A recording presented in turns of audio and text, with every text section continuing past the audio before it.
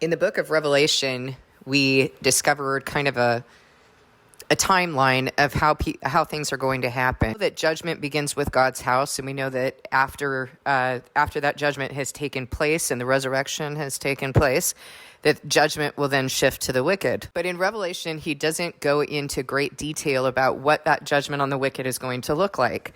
In Ezekiel, we see that there is a similar pattern to what was discussed in Revelation, such as the sealing of the multitude in white robes prior to the trumpets blowing. There's talk about these four creatures in Ezekiel 1 and also I think in chapter 6, if I'm remembering that correctly, that are associated with the witnesses. So it's discussing, and then there's also mention of the seals, the four judgments that he's going to send. So where one book or chapter might provide a certain amount of information or certain aspects of something, another chapter or book is going to kind of fill in some spaces, fill in some information. So it's exciting to be able to read these other books and put together what we know and add, to what we already know. I think in part, one of the benefits of doing that and one of God's purposes in doing that is that he's giving us a picture, and then he's giving us a picture again, and then he's giving us a picture again. Whereas if he just talked about the judgment on the church at infinitum, we would kind of get lost in terms of being able to maintain a total perspective on what's going on. So, for example, in Revelation, he starts out by warning people and telling them, I've given you time to repent. I'm giving you a little more time. You need to get it together because it's time. And then the trumpets start blowing, and he sends his witnesses, and he's sending all of these things that you're supposed to understand, if you know the Old Testament, that when he sends these things, you need to return to him, which is exactly the message of the witnesses. But if he just talked about the witnesses for an entire book of the Bible, you'd kind of lose perspective. Revelation having been written that way, there being a warning, and then there being judgment that increases, and also, along with that judgment, opportunities through his witnesses and through the signs and judgment that he's sending for you to return to him, then it shouldn't be surprising at all that we're at a time right now in history when the third trumpet has blown, his witnesses are calling you back and telling you there's only one more trumpet left before no one repents. There's only one more trumpet left before you can actually receive this covenant, because after that, you're done. Like, you've already made your decision about who you serve. There's no way that you can claim that you're sealed by God if you're not responding to what his servants are saying, responding to what they're pointing out in the word, responding to what he's testifying to by his spirit. There's no way. And I've told you some of the experiences that I've had doing this work, sharing this message with people I've worked with for months, just up and ghost. Up and disappear. Too cowardly to even say, here's the grievance. I don't even know why. If they had a grievance, if they didn't agree with something, let's sort it through as the body of Christ. This is not what the body of Christ does. The body of Christ, people who have God's Spirit, do not ghost. They don't excuse themselves from personal accountability, and they don't delay returning to God. When they have been told clearly by his servants, by the last servants he's sending you, by the way, that you need to return now. But this is the wickedness. That is what identifies counterfeit Christians. That's how they behave. No integrity, no personal accountability, no basic respect and manners. They cower and they avoid the light because they do not want to be exposed. And you know the way I speak. This comes on the heels of me holding people more and more accountable as the day draws near, as these trumpets draw near, holding people more and more accountable out of love, by the way, because I don't have any reward for that, at least not here. It comes on the heels of me holding people to greater accountability and letting them know how serious this is. It's very obvious that is a spirit of cowardice, a spirit of pride. Who are you?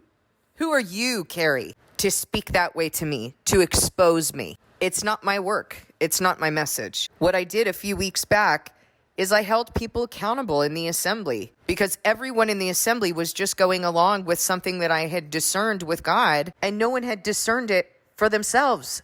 And I told them very clearly that this is the way that cults develop.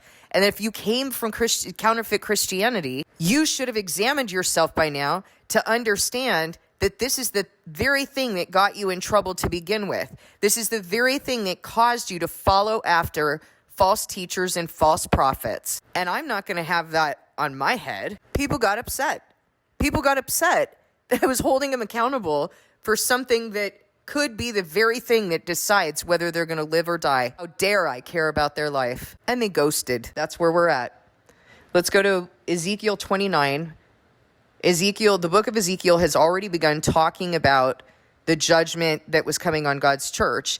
Now it's talking about the judgment that's coming on the wicked. In the 10th year, in the 10th month, on the 12th day, the word of the Lord came to me, Son of man, set your face against Pharaoh, king of Egypt, and prophesy against him and against all Egypt.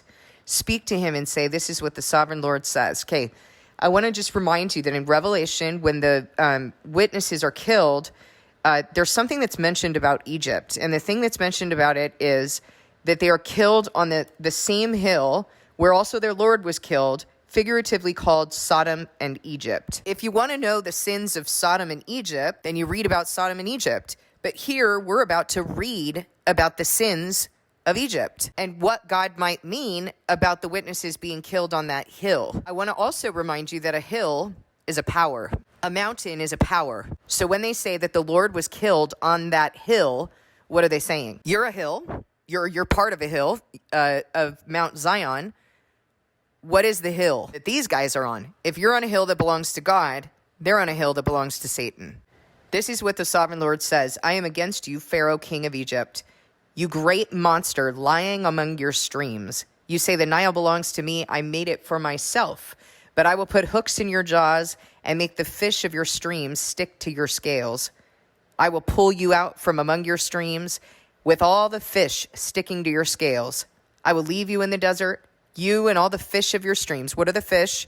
You remember when Jesus called the apostles and he said, I'm going to make you fishers of men because they were fishermen? Well, he's doing the same in the reverse, right? These are the fish that belong in his stream. You and all the fish of your streams.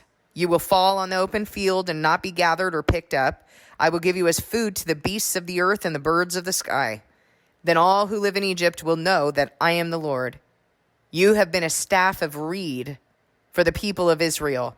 When they grasped you with their hands, you splintered and you tore open their shoulders. When they leaned on you, you broke and their backs were wrenched. Okay, so this is something that they were leaning on. It was something that they set up as an idol. Therefore, this is what the sovereign Lord says. I will bring a sword against you and kill both man and beast.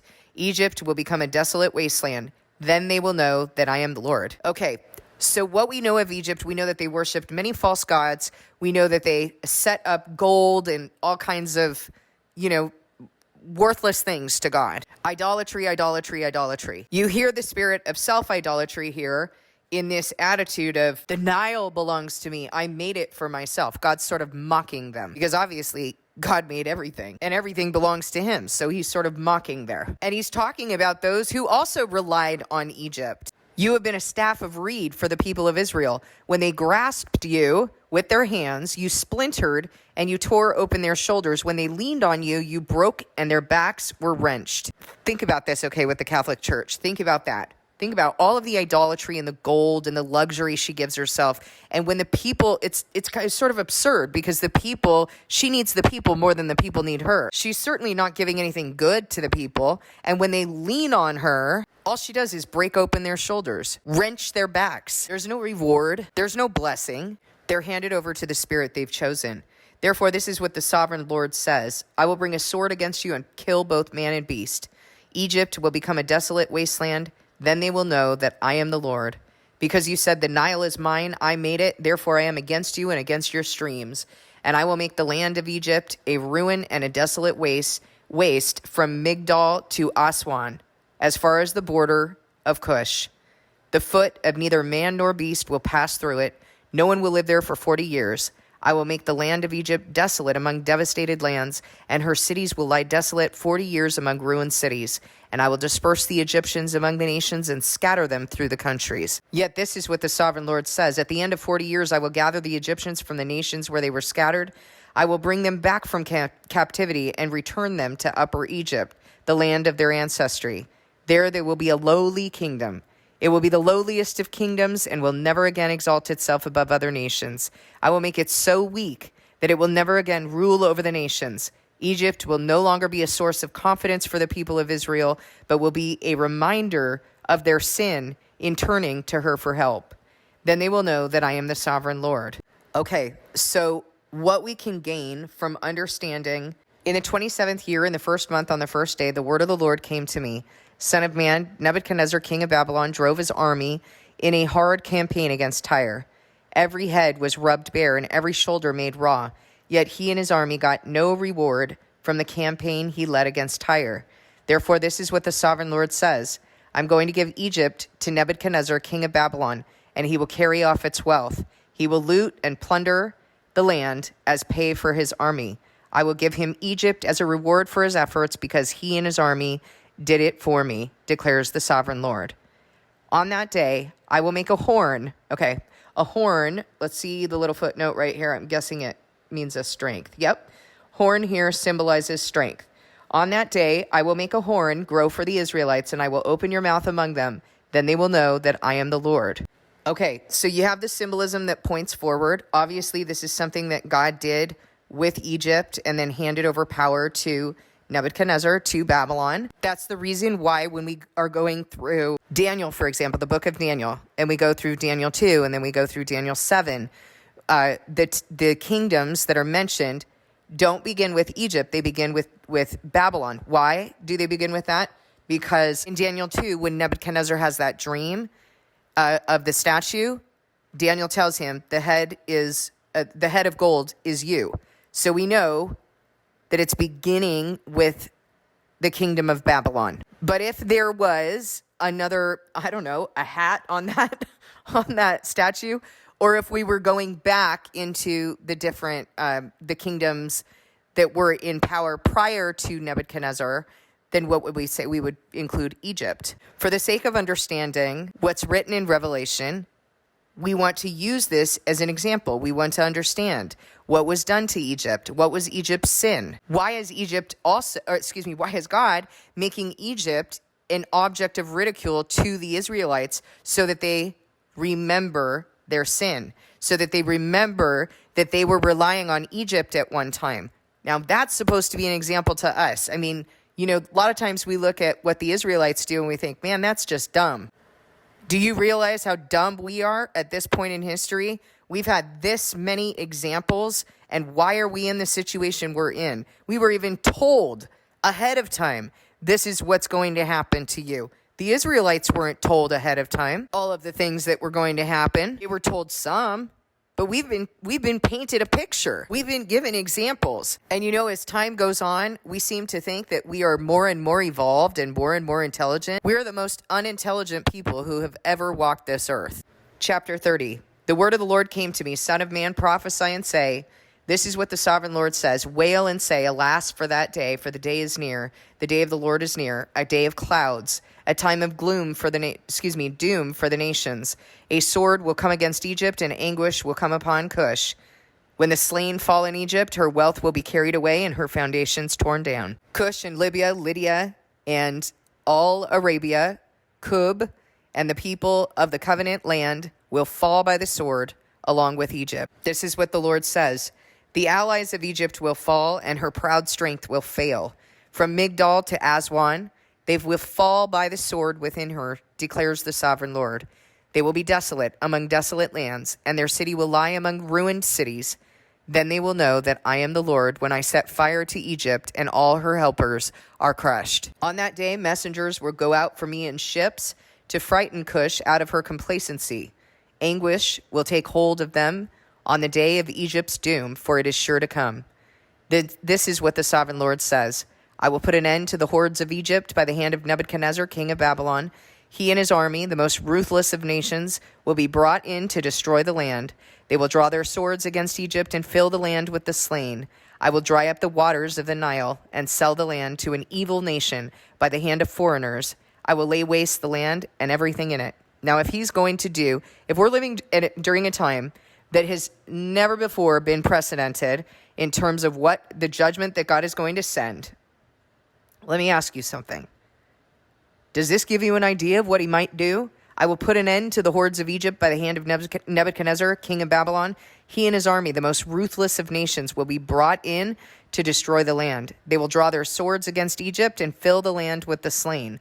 I will dry up the waters of the Nile and sell the land to an evil nation by the hand of foreigners. I will lay waste the land and everything in it. Now, my understanding is that the Euphrates and the Nile run together, so this seems to have something to do, well, at least the symbolism is relative to the Euphrates River drying up in the bowls of wrath. I, the Lord, have spoken. This is what the sovereign Lord says. I will destroy the idols and put an end to the images in Memphis.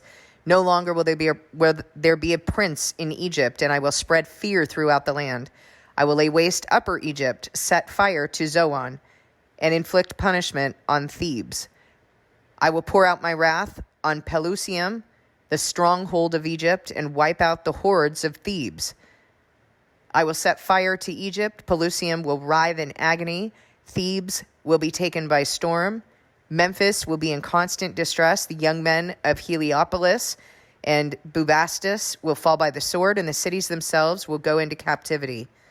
Dark will be the day at Tahpanhes when I break the yoke of Egypt. There her proud strength will come to an end. She will be covered with clouds, and her villages will go into captivity. So I will inflict punishment on Egypt, and they will know that I am the Lord. In the 11th year, in the first month, on the 7th day, the word of the Lord came to me. Son of man, I've broken the arm of Pharaoh, king of Egypt. It has not been bound up to be healed or put in a splint, so that it may become strong enough to hold a sword. Therefore, this is what the sovereign Lord says. I am against Pharaoh, king of Egypt. I will break both his arms, the good arm as well as the broken one, and make the sword fall from his hand. I will disperse the Egyptians among the nations and scatter them through the countries. I will strengthen the arms of the king of Babylon and put my sword in his hand, but I will break the arms of Pharaoh, and he will groan before him like a mortally wounded man. I will strengthen the arms of the king of Babylon, but the arms of Pharaoh will fall limp. Then they will know that I am the Lord when I put my sword into the hand of the king of Babylon, and he brandishes it against Egypt. I will disperse the Egyptians among the nations and scatter them through the countries. Then they will know that I am the Lord. Chapter 31. In the 11th year, in the 3rd month, on the 1st day, the word of the Lord came to me. Son of man, say to Pharaoh, king of Egypt, and to his hordes, who can be compared with you in majesty? Consider Assyria, once a cedar in Lebanon, with beautiful branches overshadowing the forest. It towered on high, its top above the thick foliage. The waters nourished it. Deep springs made it grow tall. Their streams flowed all around its base and sent their channels to all the trees of the field, so it towered higher than all the trees of the field. Its boughs increased and its branches grew long, spreading because of abundant waters. All the birds of the sky nested in its boughs. All the animals of the wild gave birth under its branches. All the great nations lived in its shade. It was majestic in beauty, with its spreading boughs, for its roots went down to abundant waters. The cedars in the garden of God could not rival it, nor could the junipers equal its boughs, nor could the plane trees compare with its branches. No tree in the garden of God could match its beauty. I made it beautiful with abundant branches, the envy of all the trees of Eden in the garden of God. Therefore, this is what the sovereign Lord says. Because the great cedar towered over the thick foliage, and because it was proud of its height, I gave it into the hands of the ruler of the nations, for him to deal with according to its wickedness. I cast it aside, and the most ruthless of foreign nations cut down and left it. Its boughs fell on the mountains and in the valleys. Its branches lay broken in the ravines of the land. All the nations of the earth came out from under its shade and left it. All the birds settled on the fallen tree, and all the wild animals lived among its branches. Therefore no other trees by the waters are ever to tower proudly on high, lifting their tops above the thick foliage. No other trees are so well watered, are ever to reach such a height. They are all destined for death, for the earth below, among mortals who go down to the realm of the dead.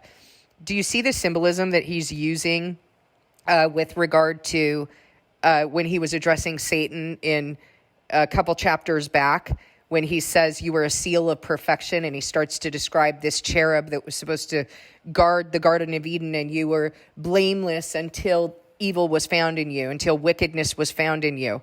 He's using that same kind of symbolism continuously making that example. But who's behind all of this? And one of the things that he's lamenting, it seems, is this lament against Satan and also against the people who chose that spirit. It's the same wickedness, the same destiny, the same fate. Look at all the things I did to you. Look what you did with it. And here's what I'm going to do. And then you're going to know that I'm the sovereign Lord. That's the pattern every single time. Look what you said to yourself. I'm going to ascend. What are you going to ascend? Above God? You trusted in your beauty. You trusted in your power. You trusted in, the tall and lofty branches. Verse 15.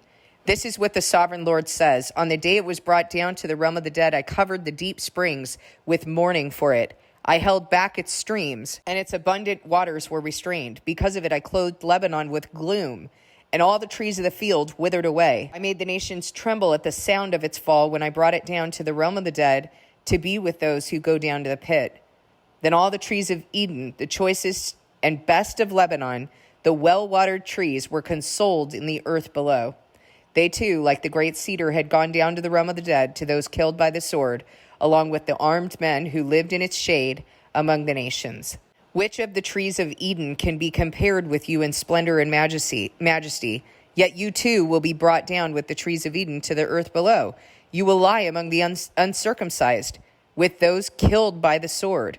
Now, is he talking about physical circumcision? No. Maybe whatever was happening at that time, but when he's talking about uncircumcision now, you have to know that what he's talking about is uncircumcision of the heart, those killed by the sword. This is Pharaoh and all his hordes, declares the sovereign Lord. Last one, let's read the lament over Pharaoh, chapter 32. In the 12th year, in the 12th month, on the first day, the word of the Lord came to me, Son of man, take up a lament concerning Pharaoh, king of Egypt, and say to him, you are like a lion among the nations. You are like a monster in the seas, thrashing about in your streams, churning the water with your feet and muddying the streams. This is what the sovereign Lord says. With a great throng of people I will cast my net over you, and they will haul you up in my net. I will throw you on the land and hurl you on the open field. I will let all the birds of the sky settle on you, and all the animals of the wild gorge themselves on you. I will spread your flesh on the mountains and fill the valleys with your remains. I will drench the land with your flowing blood all the way to the mountains, and the ravines will be filled with your flesh. When I snuff you out, I will cover the heavens and darken their stars. I will cover the sun with a cloud, and the moon will not give its light. All the shining lights in the heavens I will darken over you. I will bring darkness over your land, declares the sovereign Lord. I will trouble the hearts of many peoples when I bring about your destruction among the nations, among lands you have not known. I will cause many peoples to be appalled at you, and their kings will shudder with horror because of you when I brandish my sword before them. On the day of your downfall, each of them will tremble every moment for his life. For this is what the sovereign Lord says. The sword of the king of Babylon will come against you. I will cause your hordes to fall by the swords of mighty men, the most ruthless of all nations. They will shatter the pride of Egypt, and all her hordes will be overthrown. I will destroy all her cattle from beside abundant waters, no longer to be stirred by the foot of man, or muddied by the hooves of cattle. Then I will let her waters settle and make her streams flow like oil, declares the sovereign Lord. When I make Egypt desolate and strip the land of everything in it, when I strike down all who live there, then they will know that I am the Lord. This is the lament they will chant for her. The daughters of the nations will chant it for Egypt and all her hordes. They will chant it, declares the sovereign Lord. In the 12th year, on the 15th day of the month, the word of the Lord came to me, Son of man, wail for the hordes of Egypt and consign to the earth below both her and the daughters of mighty nations, along with those who go down to the pit. Say to them, are you more favored than others? Go down and be laid among the uncircumcised. They will fall among those killed by the sword. The sword is drawn. Let her be dragged off with all her hordes. From within the realm of the dead, the mighty leaders will say of Egypt and her allies, they have come down, and they lie with the uncircumcised, with those killed by the sword. Assyria is there with her whole army. She is surrounded by the graves of all her slain, all who have fallen by the sword. Their graves are in the depths of the pit, and her army lies around her grave. All who had spread terror in the land of the living are slain, fallen by the sword. Elam is there, with all her hordes around her grave. All of them are slain, fallen by the sword. All who had spread terror in the land of the living went down uncircumcised to the earth below. They bear their shame with those who go down to the pit. A bed is made for her among the slain, with all her hordes around her grave. All of them are uncircumcised, killed by the sword. Because their terror had spread in the land of the living, they bear their shame with those who go down to the pit. They are laid among the slain. You hear what he's doing? He's like going through all of the nations who are going to hell, essentially. Meshech and Tubal are there, with all their hordes around the graves. All of them are uncircumcised, killed by the sword, because they spread their terror in the land of the living. But they do not lie with the fallen warriors of old, who went down to the realm of the dead with their weapons of war. Their swords are placed under their heads, and their shields resting on their bones, though these warriors also had terrorized the land of the living. You too, Pharaoh, will be broken, and will lie among the uncircumcised, with those killed by the sword. Edom is there, her kings and all her princes, despite their power. They are laid with those killed by the sword. They lie with the uncircumcised, with those who go down to the pit. Okay, so he's bringing them to nothing. He's mocking them. With her kings and all her princes, despite their power, they're laid down with those killed by the sword. They lie with the uncircumcised, with those who go down to the pit. All the princes of the north and all the Sidonians are there. They went down with the slain in disgrace, despite the terror caused by their power.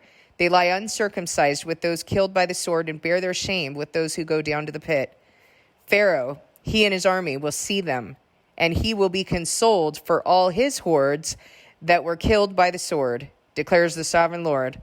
Although I had him spread terror in the land of the living, Pharaoh and all his hordes will be laid among the uncircumcised with those killed by the sword, declares the sovereign Lord. So he's demonstrating his glory. He's letting you know all of these major powers, all of these major mountains in the earth, we have no reason to be afraid of them. They have a reason to be afraid, but they don't even have wisdom to be afraid. He will bring every single one of them to ruin. Not only that, but he's the one who has set them up. He's the one who has given them whatever power they had. So he's really making a mockery of them, that they would ever think that like he said a couple chapters back, that they made the Nile, right? Any power that they've ever had, anything you've ever had, has been given by God. It wasn't your idea. It wasn't by the work of your hands. It wasn't by your permission that any of those good things happened in your life. It was by his. So you can see why he says over and over, then you will know that I am the Lord.